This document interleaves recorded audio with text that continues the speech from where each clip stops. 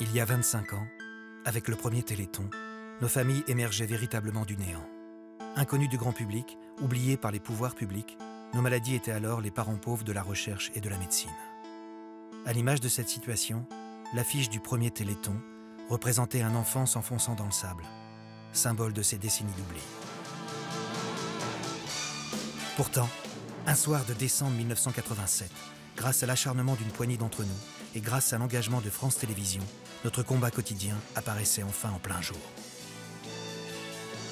À la surprise générale, le grand public a fait sien ce combat, et plus encore, avec chaque année un élan populaire exceptionnel et une fidélité à toute épreuve.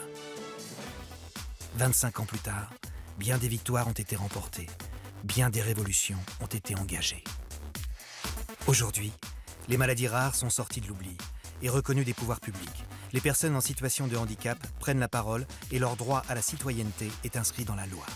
Plus globalement, c'est toute la société qui a avancé. Avec le Téléthon, les citoyens sont devenus acteurs de la recherche et les malades des partenaires reconnus, des chercheurs et des médecins. Avec les premières cartes du génome réalisées par notre laboratoire Généton, c'est la génétique mondiale qui a fait un bond en avant. Le décryptage du génome humain est terminé et au-delà de la prouesse scientifique, c'est tout un pan de la médecine qui a progressé au bénéfice des familles frappées par le fléau ancestral des maladies génétiques. Diagnostic, conseil génétique, diagnostic prénatal et préimplantatoire. Des milliers de familles ont pu avoir accès à la connaissance, à la possibilité de mettre un nom sur l'ennemi, à une médecine qui soigne, à une qualité de vie bien meilleure et à la joie de pouvoir agrandir, en toute connaissance de cause, le cercle familial. La maladie n'est pas vaincue, mais l'espoir, la vie, reprennent le dessus. Thérapie génique, pharmacogénétique, cellules souches, toutes ces pistes que nous avons portées haut et fort, parfois contre vents et marées, ont déjà révolutionné notre façon d'envisager la médecine de demain. Pour certains malades, elles ont renversé le pronostic noir qui les poursuivait. Déficit immunitaire, maladie du sang ou du cerveau, des premiers résultats sont là, indéniables pour les malades qui en ont bénéficié.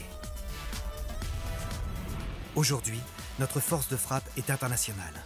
Généton, Institut de myologie, ISTEM. Cette force réside dans l'impulsion que nous donnons à travers notre mobilisation commune au service d'un même objectif. Nous tissons des liens entre les équipes, entre les disciplines, entre les métiers, unissant nos forces pour combler nos faiblesses. Une union payante.